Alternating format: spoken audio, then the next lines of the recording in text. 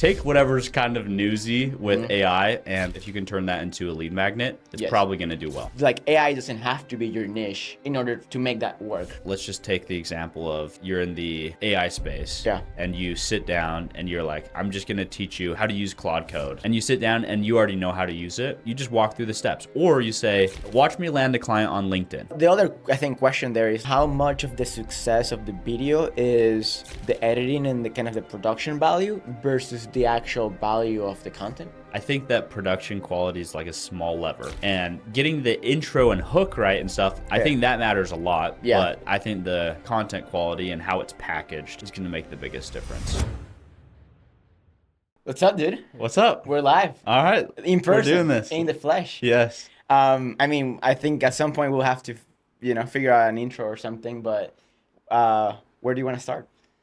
Yeah, let's start with what this is, why we're launching this podcast. So high level. Daniel and I, we've done some work together over the last year. And we hop on a call basically every week, and we talk about the latest in marketing. So all of the things that are happening across this different social media platforms, accounts that we see that are popping off or that have some unique mechanism of getting email subscribers or anything along those lines. And we talk about that all the time anyway. We figured, why not double dip? Why not try just recording these, using it for our own content, and any other things come to mind? I mean, I think the only other thing that came to mind was things that we are seeing with our own clients too, because we work with different people across different niches and industries, and there is always patterns, and so, obviously selfishly we find those things interesting, and we like to be on the cutting edge, and we like to be trying new things to grow, and so we figured some of you guys might also, enjoy and find those things helpful. So I think that was kind of the whole idea. Yeah.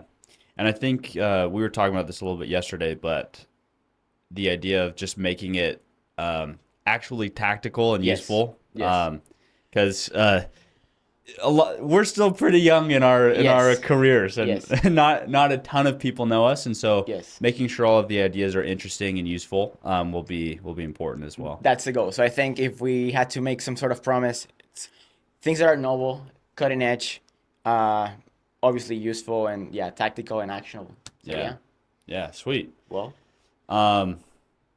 let's see. We've got. So we're together right now. We're at in Austin, New Media Summit. And figured this would be a good way to kick it off. Agreed.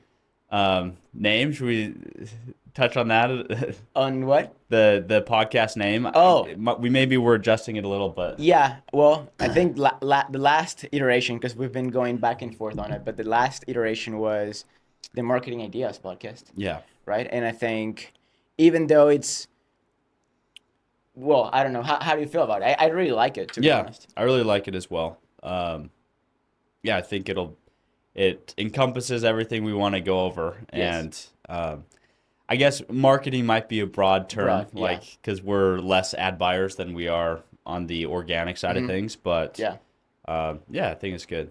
Good. Well, should we, start digging into some of these ideas? Yeah, let's do it. We have a good list. Let's see. Do it.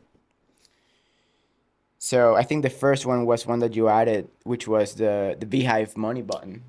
Yeah, so this one's interesting. This originally came from Matt Paulson. He's the CEO of MarketBeat. They do like 50 or something million a year, with really high profit margins. And he kind of diversified his email list so that it's not all in one ESP, email service provider, because if your whole business is dependent on email, it's pretty sketchy to just be dependent on one.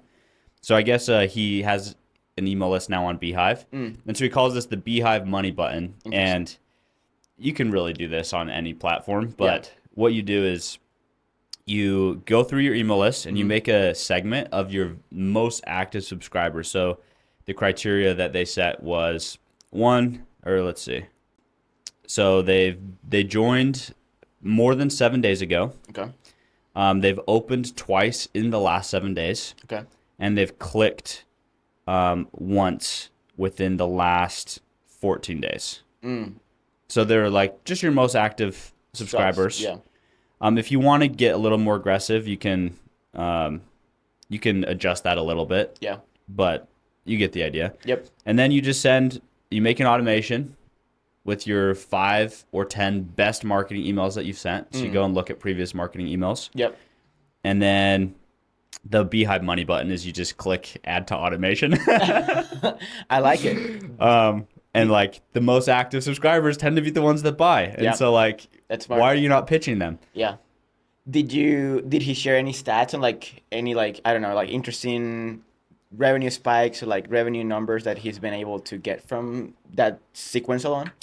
I'm pretty sure he did share something Okay. on X. I can't recall off the All top of my good. head. Yeah. I know. So Matt McGarry, he took that and like made it into a longer Piece. email newsletter. Yeah. And he was saying of his 50,000 email subs, like 2,000 fit that criteria. So Yeah. just to give you an idea of the like what percentage of your audience. That's super interesting. Have you tried something like that yourself?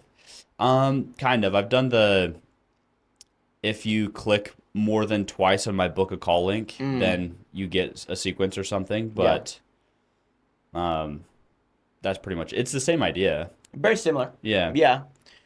We've done one that I think is interesting, which is so in our email course sequences, which is basically a lead magnet sequence. We typically, so the default way it works is you get 5 emails across 5 days. But we also give people like an option to get the next email in advance if they want to like binge it, you know? And so what we do is we keep track of how many times someone has clicked on one of those, get the next email in advance links. Yeah. And the moment they do that more than twice, we are adding them to basically the same idea, right, of another sequence. It's not, I think it depends on the offer and like what you're selling. Yep. And how you approach that. But at the very least, we kind of give them a shout out for doing that. And that's awesome because like you're kind of reinforcing that bias to take action. Yeah. And that definitely helps with conversions later. Yeah. Yeah. It's the fast forward link basically. Yes. Mm-hmm. And then what did you send them just out of curiosity? So again, it depends on the offer. Yeah. So if it's like a low ticket product, we might give them like a 48-hour special offer where, get $50 off on this specific product as a thank you for taking action. Okay. Gotcha. Yeah. But if it's like something like PGA or Premium Ghostwriting Academy, where it's like book a call, like it doesn't really make sense to have like a special offer. Yeah. But the through line across like all the different ways we do it is we always start by giving people a shout out and being like, we noticed you've been binging this sequence. Yeah. That's awesome. And you're exactly kind of the type of person that we like to work with because you're taking action. And that creates like a little, like a little reward, if you will. Yeah. Yeah. You're labeling them as a person that takes Yes. action. So they're more likely or what is the confirmation bias? Yeah. Confirmation bias. Yeah. Yeah. That's super interesting. Should we jump to the next one? Yeah, let's do it. Let's keep it fast paced. What was it? Okay, so this is the original node was GGPT viral giveaways on LinkedIn, but I think we have already a new version of that, which is Claude Skills. So I guess for context, Claude and Anthropic, they recently launched this new feature called Skills. Have you tested it? I think you were using it a few days ago. Yeah. Okay. Well, the way I kind of like to explain Skills is it's essentially savable prompts. So instead of you having a prompt in your Notion and then you copy and paste it every time you want to use it, you just have the ability to like save that prompt once into your Claude, and then anytime you want to use that prompt or that specific set of instructions, you just click a button and it's there. Yeah. So you remove all the copy and pasting. And the same way at some point AI prompts were a new thing and everyone was, raving about AI prompts. The new thing is Claude Skills.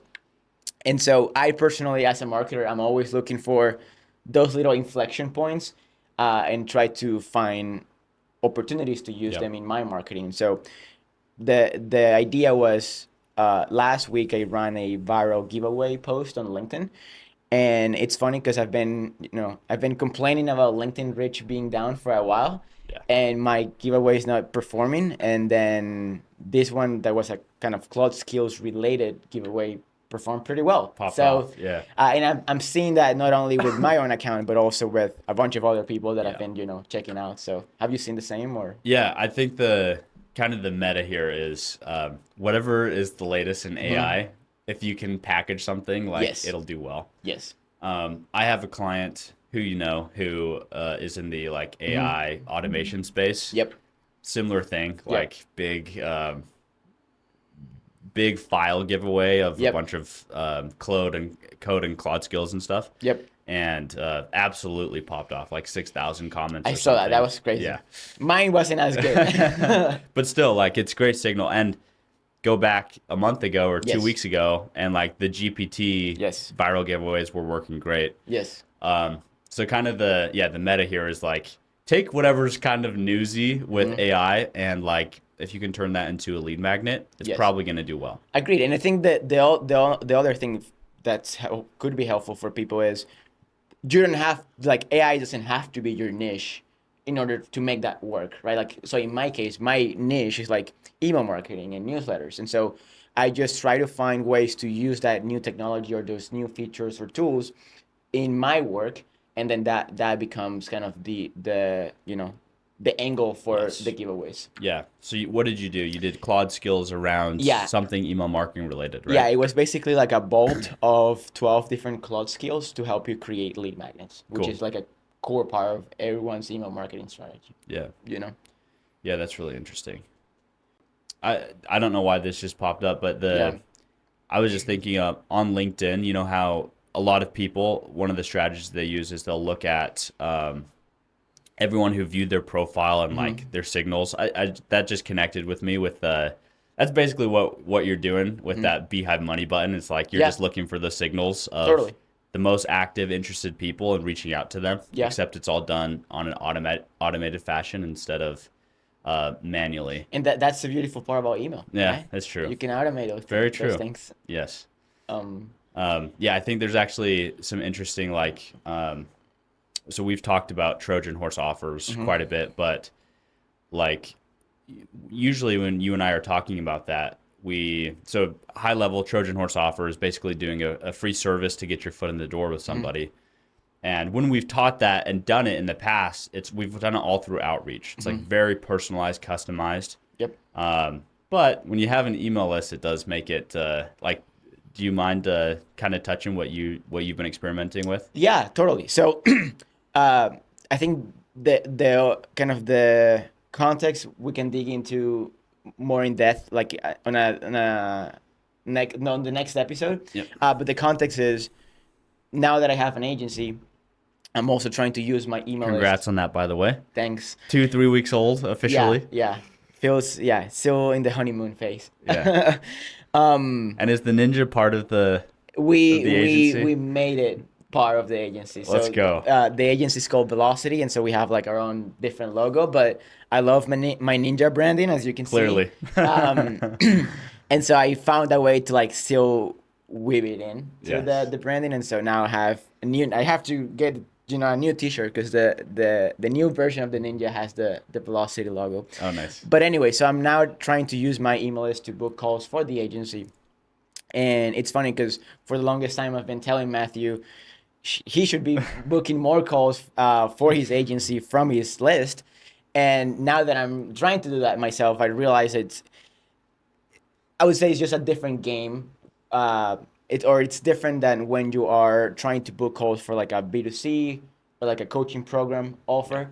And so that's been, the fact that it's not been working as well as I was expecting has been I just took it as an opportunity to try new things. Yeah. And so I've been experimenting with using Trojan horse offers, but instead of sending or quote unquote pitching them via call outreach, I've been just promoting those free offers with my emails. And you have an application. Yep. People fill it out, and you can kind of disqualify some Screen people, screen yeah. them. Yep. And then still do the free service, which is super Yep. valuable. Mm-hmm. They're coming to you, which is more valuable because they already know who you are. Yep. And then there's a very natural upsell. There should be, depending on what you choose to do as your free service. But Agreed. that's one of the reasons why we're very cautious with the free service we Yes. offer. Yes, agreed. And it's interesting, because it makes you realize, at least it's made me realize how many awesome, people that I would love to work with are on my list. And like sometimes you take it for granted because you don't see profiles or anything. You just see numbers on the ESP, and so that's been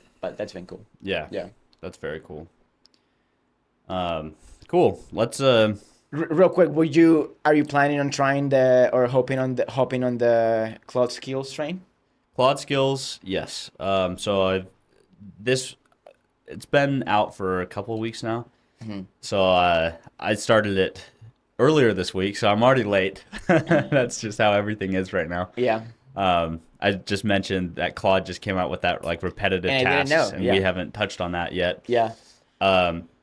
But yeah, I've created a couple. I have a few in mind that I'm going to create, and I think where I'll get a lot of leverage is and we didn't even provide context exactly of what our agencies are, but Yeah. I basically do like LinkedIn deal flow for B2B businesses, so helping them content wise and outreach wise to get leads on LinkedIn, convert them, shorter sales cycle, all of that. And I have a couple of writers, a couple of assistants, and for those writers specifically, I think I can go and create some skills, and then every time I find something really useful, I can just, like disperse that through my small business, my organization, Yep. and then like see the leverage from that pretty quickly. So Yeah. I think I'm actually next weekend I'm gonna be I'm gonna spend like 15, 20 hours, I think, just building that really well. Well, you kind of hinted at it, but I think the takeaway there is the more you can find things that are useful for your own business and that build leverage for your business internally, and then turn that into a marketing asset, the better. Is that kind of where you were going with it? What do you mean by that? Like, it sounded like, well, okay. So let me rephrase. I thought for a second you were talking about using skills for a giveaway. But then you started to share how you're thinking about it Using internally. skills, yes. But I think actually the best way, so what's the sweet spot of something that could be useful internally in your own business, and then also use that as a marketing asset on the front end. But I think you're thinking more internally. Yeah, I was thinking internally. Okay. On the giveaway front, Yes. absolutely as well. Probably, I don't know about next week, but at least the following week. Cool. There'll be something out there. Well, it's an arbitrage, and all arbitrages come to an end. So yes, the GPT arbitrage is already gone. It's gone. Yes. Yeah. Yes. What's next? That's how it goes. Let's see. It's funny. With this, I feel like because I know we're being recorded, just like I want to jump to the next thing instead of just chilling. Just chatting more. This just is a feel good the one. pressure to keep moving forward. This is a good one. The new all platform that's popping off for some people. Want to talk about that? Yeah. So the new LinkedIn. So Facebook. Facebook is people still call it the Facebook. A lot of people are getting traction on Facebook organic. Like, it's super underrated.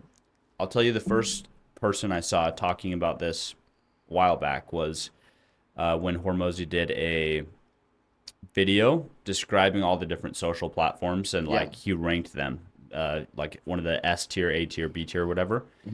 And Facebook was a surprising high performer for him. And so that was kind of the first interesting thing.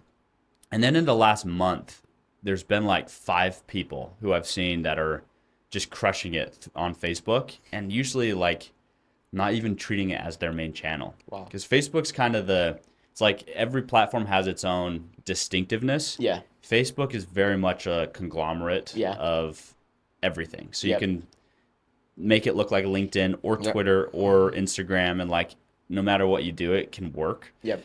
Anyway, so Chris Kerner, he's one who's he made a video saying, I'm making $30,000 per month posting to Facebook. That's not selling products from the people that he's driving traffic from. That's from Facebook. They're paying him. They're paying him $30K a month and he's getting tons of email subscribers. And like, anyway, so Facebook, a couple interesting things. One is that there's a supply demand mismatch right now, and so Facebook is really incentivizing creators to go and create content there. The second is they are the only social platform that lets you do a pinned comment, and you can just plug your like lead magnet or newsletter. Yeah. And so you can get way more email subscribers. Yeah, those are and it's very much tied into like the people that are running meta ads too. So like there's a nice side benefit there like too. a halo effect of like getting the organic. That's fascinating, man. Well, we also saw it yesterday. So we were at the first New Media Summit conference or talk yesterday, which wasn't necessarily about Facebook, but the guy was sharing a super interesting like AI workflow, and one of the platforms where he's been using that whole workflow and setup was Facebook. And I think there was a post where he got like over 20,000 email subs from one post. 29,000. Oh, Jesus. That's crazy. Yeah. And it was like a 1.2 million impression post, 29,000 email subscribers. Crazy. So what's your take? That was a viral giveaway on Facebook. Oh, true. Which is like, they work on every platform. Everything works. Yes. Yeah.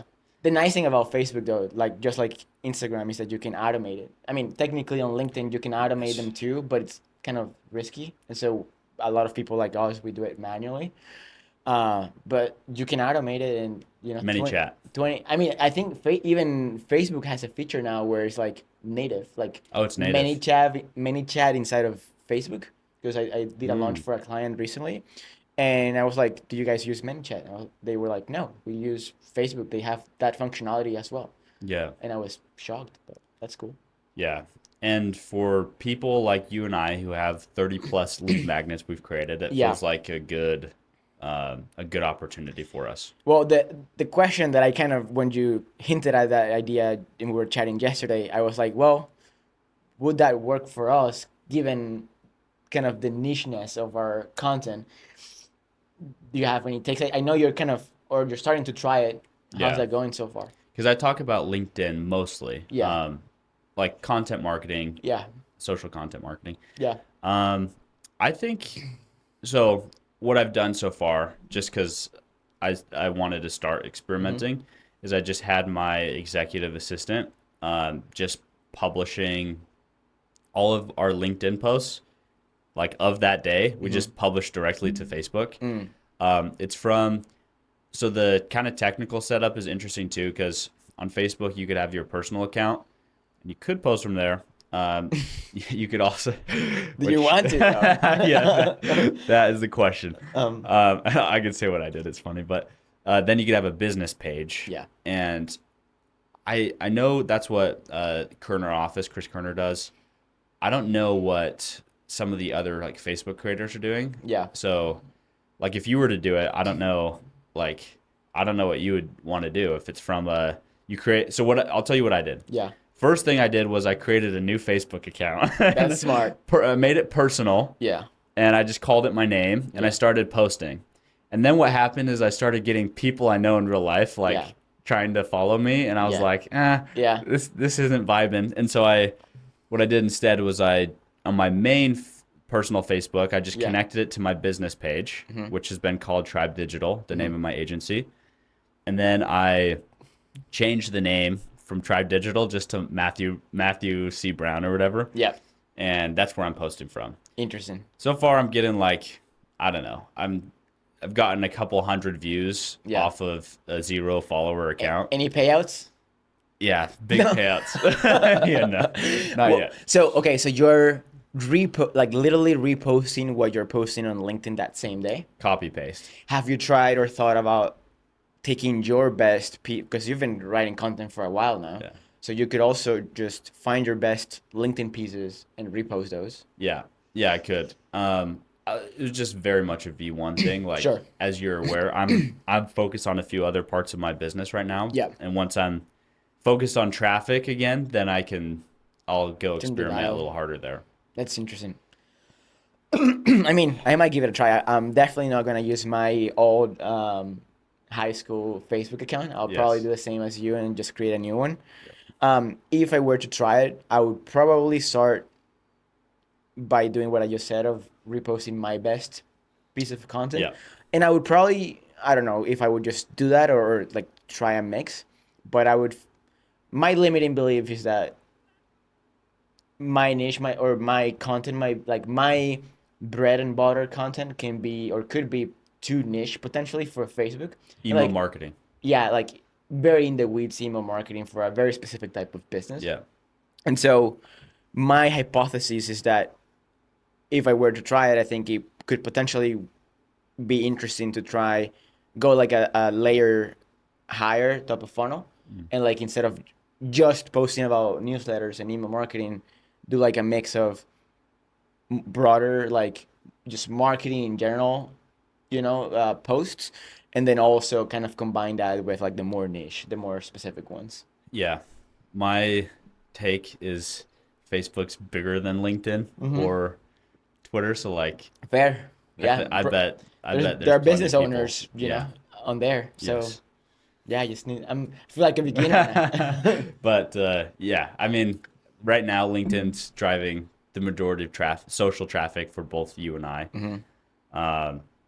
So, I mean, it makes sense to focus on what's working, but Yeah. if we can get some leverage out of another platform and there's an arbitrage, like that's cool too. Well, another final thing here. Especially because we want to build our email list and there's Yes. that nice little hack there. Well, on that, I wonder if there is any way to leverage our existing list to get that going, and maybe making some sort of announcement. Hey, we're on Facebook, and then Yes. driving traffic there. I don't know. It would be interesting too to like maybe run a poll, like a survey or some kind to our list, asking people if they're using Facebook. Yeah. That could be interesting, but just gotta get started. Yeah, I think that's another huge benefit of one having a platform, like having an audience on a platform on even any other social platform, is you have some inherent like credibility and halo effect. Yep. But then too, if you have an email list, you just say, "Hey, I'm starting on this new platform," and you'll get an initial spike that is usually the hardest part. It's like the cold start problem of a 0 follower account is like when you post, nobody sees it, so it can't be shared. Yeah. The other thing, and I just find this topic so interesting, but on Substack, there is this kind of, well, for context, people like Substack now has like basically like a social media feed as well. And so in addition to being a newsletter platform, they're also like almost like a Twitter or LinkedIn. And I've seen this very interesting thing where, and I think you've talked about it because it works on LinkedIn too, but sometimes when people kind of get started, the very first thing that they post is like an introduction post. Yep. And I've seen those go viral on Substack all the time. I wonder if the same applies to Facebook. Yeah. I know a lot of times that's like with Substack particularly, that's a newer platform, and so people are like, "Hey, I'm moving over to Substack." Yeah. With Facebook, it's it's like you're 20 years late. Yeah, you're 20 years late. That's funny. Yeah, the old new thing. Yeah, I mean, but introduction posts like, "Hey, I haven't posted on here. Gonna start posting." Like that always does well. Yeah. Unless you have 0 followers. Unless you have to. So cool. Yeah. Cool. Let's jump to another subject. Let's see what we're going through 5 or 6 of these. Yeah. Just tactical things that we're seeing right now. Should we do the engagement pods? Yeah, let's do that one. That's kind of related. Yeah, this one's interesting. So engagement pods. You've heard of them. Yes, we all have. We've all heard of them. Yeah. So this is tell the people what's an engagement pod. High yeah, level. it's essentially, social media is social, and so typically, posts that get engagement from other people tend to perform better. That's social media 101. But obviously, people realize that you can pay for engagement, and so there's been a surge. I think this is probably it probably exists on every single platform, but on LinkedIn we've seen that kind of grow and like become more of a thing and become way more common over the past probably year and a half. And so there's all these big accounts that have hundreds of thousands of followers, basically offering engagement as a service. And so Yeah. that's what I think an engagement pod is. And so they'll a lot of times it'll be one owner that has a collective of accounts, Yep. 10 different accounts that they've Yep. either bought or built. And all 10 accounts will comment on every post of yours or Yeah. something along those lines. Yeah. And they are, I'd say, a little controversial. Yeah. And probably because like all of the social platforms, they have their terms of service and they're like, don't game our algorithm. Yeah. It's kind of gaming the algorithm. Yep. But people see the appeal. They're posting, they're getting 1-2 likes, and then they buy the service that's $500 a month. And Is that what it is? ask me how I know. Not using on my account, but Yeah. let's say I've seen that world a little bit. You've dabbled. I've dabbled. And then suddenly you're getting 50 likes for every post. It's like, oh, it's not embarrassing if Yeah. you're a lot of people get embarrassed that they're gonna have no one's gonna like their stuff when they're Yeah. posting it, especially when they're starting out. So And real quick, the other argument there is like, if you can pay for ads that also drive engagement on your posts, why not? It's almost like an what's the alternative. difference? It's just traffic. Pay to play. Yeah. Right. Yeah. So anyway, whatever you think about that, this is interesting. So this guy, he's like, he said, I bought a LinkedIn engagement service. He's like, they don't work. He's like, I posted something recently. I pushed it to this engagement pod tool. We got 300 likes and 48 comments. So he shows the post, and I'll just show it to you here. 300 likes, 48 comments. Tell them how many impressions you see on that.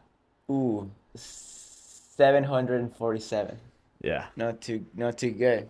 So if you see a 300 like post, in my mind, I'm thinking that's probably got 30,000 impressions. At least. Yeah. And 700 impressions. That's so interesting.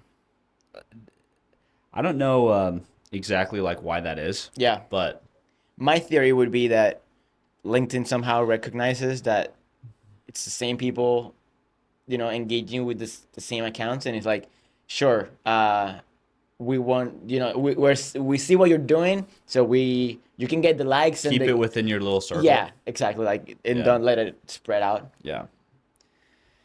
I think that doesn't say anything conclusive about engagement pods. Like, other people are certainly making it work. But yeah. Well, I think that's the interesting takeaway, though, that you might think they are making it work because you can see the number of likes and comments, but you don't see the number of impressions or the number of leads that they're driving from those pieces of content. True. A few ways to tell if it's somewhat legitimate. If their follower count is growing, then usually that means you're getting more impressions. Yeah. There are, by the way, ways to totally gamify like follower counts and stuff. Like this is the gray hat marketing world, maybe even black hat. Okay. And I don't know a lot of this, I will say. Okay. But I have a friend he's dabbled and he told me about it. And you can buy followers dirt cheap. Yeah. You can buy them for your own account. You can also buy them for other people's accounts, and it's crazy. I've seen and heard that like on platforms like Instagram, but is that a thing on like LinkedIn as well? Yeah, all platforms. Well, and by the way, there's no value to it, obviously. Yeah, of course, it's just a vanity thing. Yes. It just came to me that we should have a segment that's the black hat marketing idea. I like it. That would be fun. Yes. Yeah, I mean that's interesting. I mean, I don't know. You got the black hat on today. Oh, so that's perfect. Okay. Well, I mean, you're wearing it literally. Yeah, literally. Yeah, I don't know how. I mean, I'm at the same time. It's like I'm not surprised. Yeah. It's funny because it's one of those things that when you just see the kind of the surface level result or like what it seems, you might be fooled into thinking that at least they do something. Yeah. But it's kind of surprising and at the same time not surprising that that's the case. Yeah. 100%. Super interesting.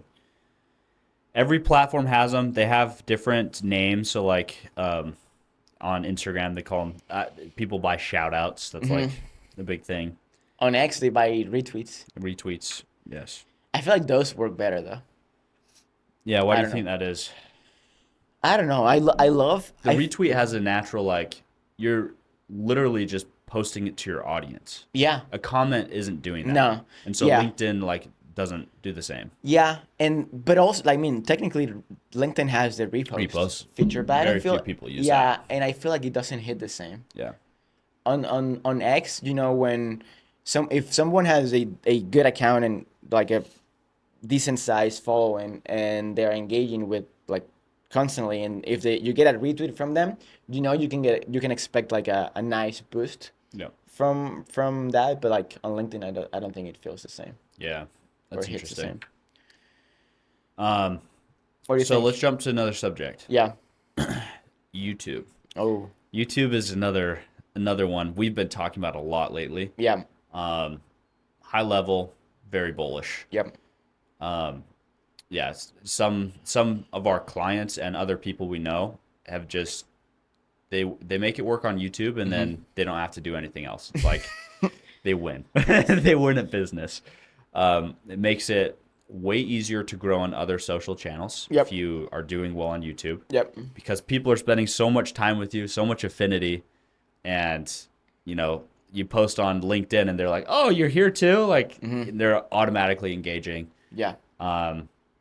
Great for driving email subscribers even. We've seen people like Greg Eisenberg who will create the unique lead magnet for the unique YouTube video. Yep. Great conversion there. Yep. But I think one thing that we've seen work exceptionally well has been these longer YouTube courses. You want to tell them about that? Yeah. There's a few good examples. This guy, I think we both like his stuff a lot. His name is Caleb Ralston. He did one, I think, last year, and that's been one of my favorite examples because it completely, and he made a video about it. That's how I know about it. But it completely transformed his business. But before I share that, basically the idea is,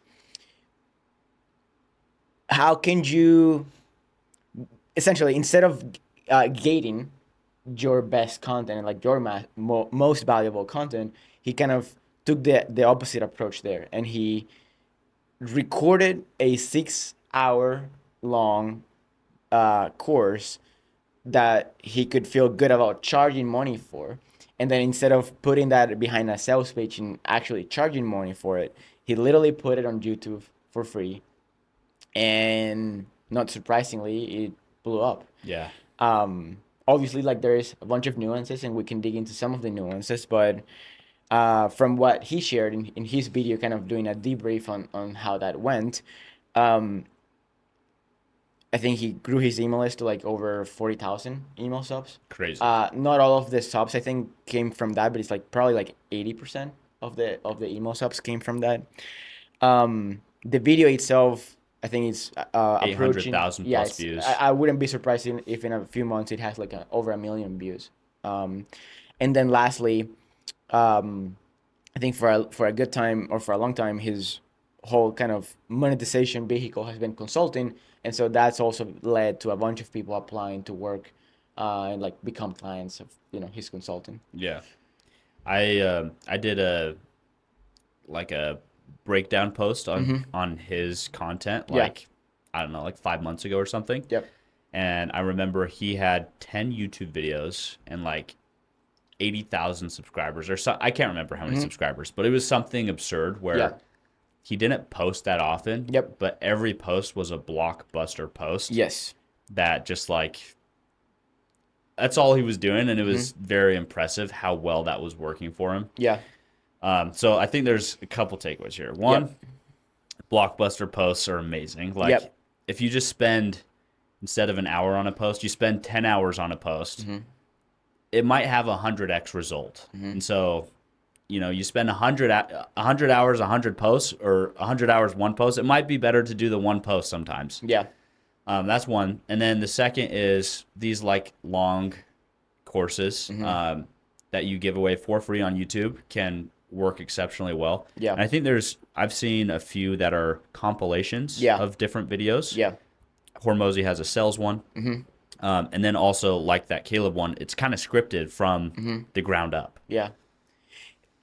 Well, have you seen if those compilation ones work as well as, because I think the distinctive thing about Caleb's, because a lot of people, they record like 200 10-minute videos and then they realize there's a through line and then they throw together like a compilation, as you're saying.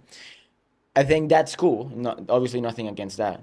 But I think what's interesting about Caleb's video is that he recorded, like, first is that it's a unique thing.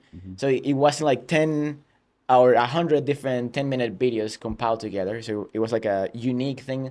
And he created that with that whole purpose from the very beginning. Yeah.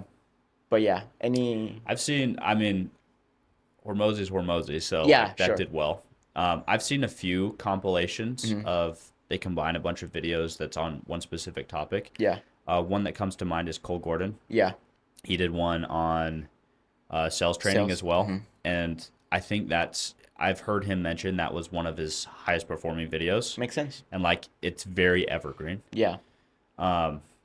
So I think that can work, but the super outlier result I do think comes from Like the intentional one. the intentional The one. other super interesting thing is like, and which is I think just a nice thing about YouTube in general, but the fact that YouTube is such an evergreen platform, because if you did that for like, I don't think there's an equivalent of doing that on like X or No. LinkedIn.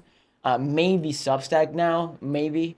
I actually saw someone do something kind of similar, like a very long form post on Substack, and they frame it as a free course, and it got like 5,000 likes on Substack, which is that could be considered viral, I think.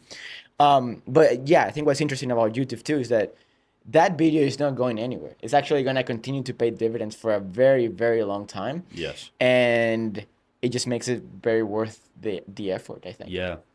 That Substack point's interesting because I've seen like A16Z, Mark Andreessen. Yep. He's done like the Techno Optimist Manifesto Yep. on his Substack, and that's like it's kind of it's a manifesto. It's like a document that people still refer back to, even though it's been a couple of years. Yep. And Substack kind of has that a little bit like internet article vibe. So I think there is some longevity there, but YouTube for sure is super evergreen. And the discoverability, Yeah. The thing that I think a lot of people misunderstand though about something like X or LinkedIn is, sure, while you post it and it's not going to get views for 3 years, you just take that same content, you post it again. Sure. With a slightly different twist in 6 months. Sure. And like, it takes a little bit more organization. Yeah. But you can still keep getting a ton of benefits because of it. Yeah, true. And then also, like, I'm a big fan of just kind of curating my own content. And like, for example, there's places, maybe it's emails, maybe it's even your own like digital products. You can always go back, take those assets and like kind of plug them or feature them. And that sometimes brings some traffic back to them. Yeah, 100%. So would you try the 6-hour free course route or approach? Yeah, I think I would. We've actually, so Daniel and I last year, we created 4 different digital products together. And I think they were great. Yeah. And honestly, we created a lot of material that could go in that quote 6-hour course. Agreed. And so I think we have a lot of the content already, and it's just like, how do we orchestrate this in a way that makes a lot of sense and is cohesive? And it's a big project. It is. How long do you think it would take to take a full week? I've heard it from people who's done it. Yeah. That it can take at least like 20 hours. Yeah. Of like prep. Dedicated hours. Yeah. I mean, you mean just pre? I think the whole process, like Oh. a good chunk of that time being obviously the recording, but then also the like kind of pre-recording prep. There's a version of this, by the way, that I think is way less time intensive, which is um, like, let's just take the example of you're in the AI space Yeah. and you sit down and you're like, I'm just going to teach you how to build, how to use Claude Code, Yeah. like A to Z. Yeah. And you sit down and you already know how to use it. Yeah. And you just show, like, you just walk through the steps. Or you say, I'm going to land a client, watch me land a client on LinkedIn. That's one I could do. Yeah. And I sit down and I write a post live and I send DMs live. And then, I hit the pause button until something's happened. And then I say, okay, here's what happened. And I walk through the entire process. Here's the sales call and all the way to close. Like that's something I could do without a ton of prep. Yeah, true. The other, I think, question there is like, how much of the success of the video is the editing and the kind of the production value versus the actual value of the content? Because at least the ones that I've seen are not necessarily, well, some of them are like fancy, like fancy from like editing and like production perspective. And so that's also kind of intimidating, especially if you don't do video of like as your main thing. So I guess, do you think the same value prop and the same kind of super high quality content, but recorded like as a loom, would perform as well? Maybe not as well, but I think it's Still, a small. I think that production quality is like a small lever. yeah, And getting the intro and hook right and stuff, I think that matters a lot. Yeah. But I think the content quality and how it's packaged is going to make the biggest difference. The other thing though is like, how do you make it where it doesn't cannibalize your actual paid offer? Because if somebody who's watching this has like, they're monetizing with a, It's hardest for info in particular because people want to sell info. Sure. There's that phrase, give away the secrets, sell the implementation. Yeah. Works great for services. Yeah. You and I both run agencies. Yes. Like, we can give away the secrets. Yep. But if you're selling the digital product and then you're also giving it away for free, what do you think?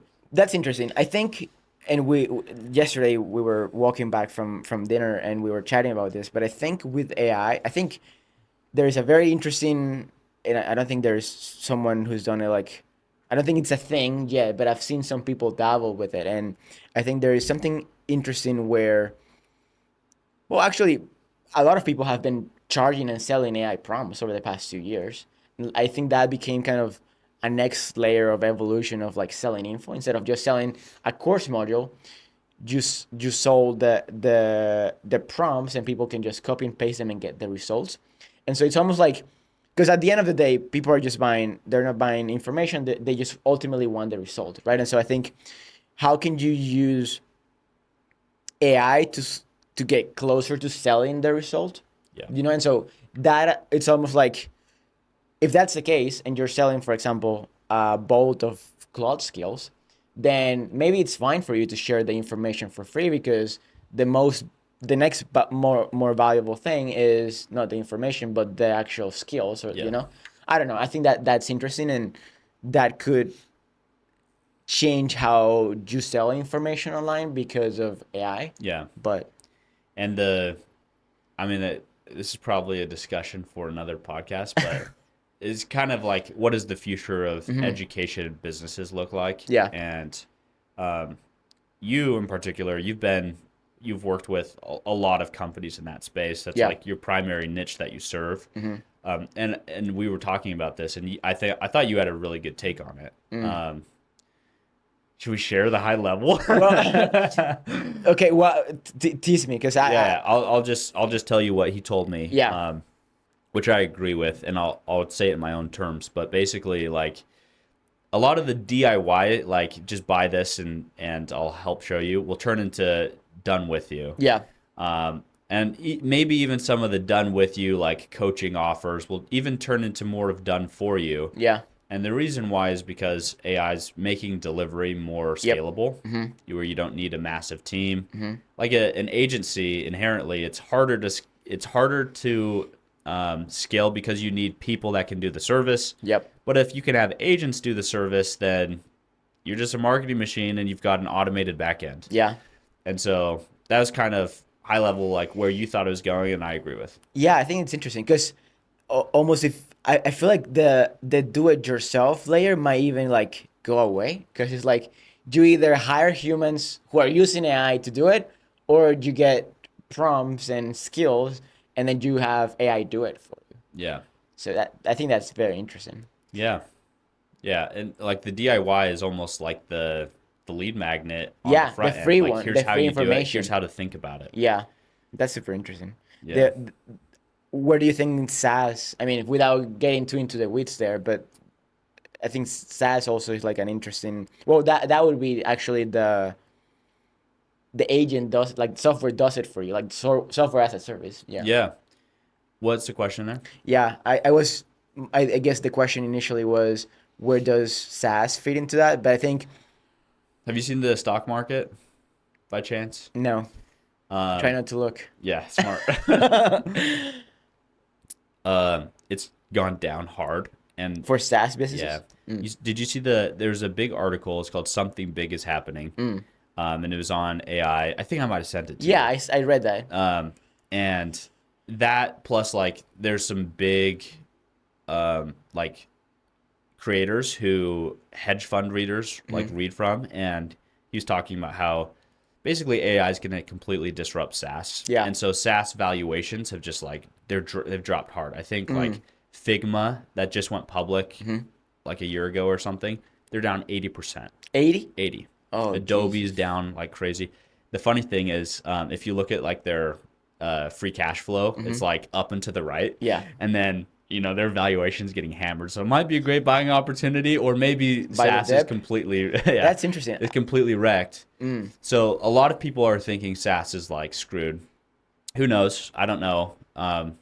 Where I think is really interesting is that the AI assisted agencies, Y Combinators, like actually investing in AI first agencies. Yep.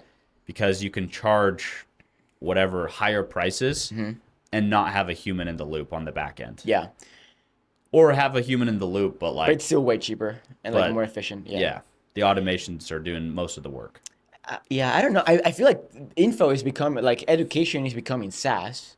And that's kind of the take there of like instead of buying a course, you just buy the prompts or the skills that then help you get the result. I think and I've heard a couple people talk about it, but I feel like what's interesting and what's happening is that since building software has or is becoming a commodity, or is becoming more accessible, there is now an opportunity for people to create the software that they couldn't create before, and as a result, you can have like way more niche down software, and like for very specific use cases that in the past wouldn't have made sense because it was expensive and hard. We're already seeing it with like a little bit of resurgence in mobile apps. Yep. And like I have a 3 clients that are in that like space kind of mobile app UGC space. Yep. And like it's everything on that subject is extremely hot. Like especially on X, like those clients are blowing up, and it's sure we write some good content, but it's also just the like the topic is just so hot that everything is working. Interesting. Do you think there's a marketing idea there? Would you build an app as a lead magnet? I think that could be interesting. App as a lead magnet's really interesting. I mean, like the idea is just like write about stuff that's hot. Like it's true. Like whatever's trending is gonna work well. If you're in a market that is trendy, it's gonna work better. So if you haven't chosen a business, like if you want a tailwind, do something that's getting affected positively by AI. Yeah. I mean, it goes back to the cloud skills thing of like how can you find a way to use and kind of weave AI or like whatever's hot into the thing that you do, and then use that to make your like niche topic more interesting. Yes. All roads lead back to just doing stuff for your own business to make it better, and then seeing how you can use that as marketing collateral or whatever. Yeah. Well, that was a lot of questions. Yeah, that was good. Or not questions, but topics. Yeah. Should we cover quite a few. Is that the pod? That's the pod, I think. Cool. All right. Till the next one. Sweet. Dude, that was fun. That was fun.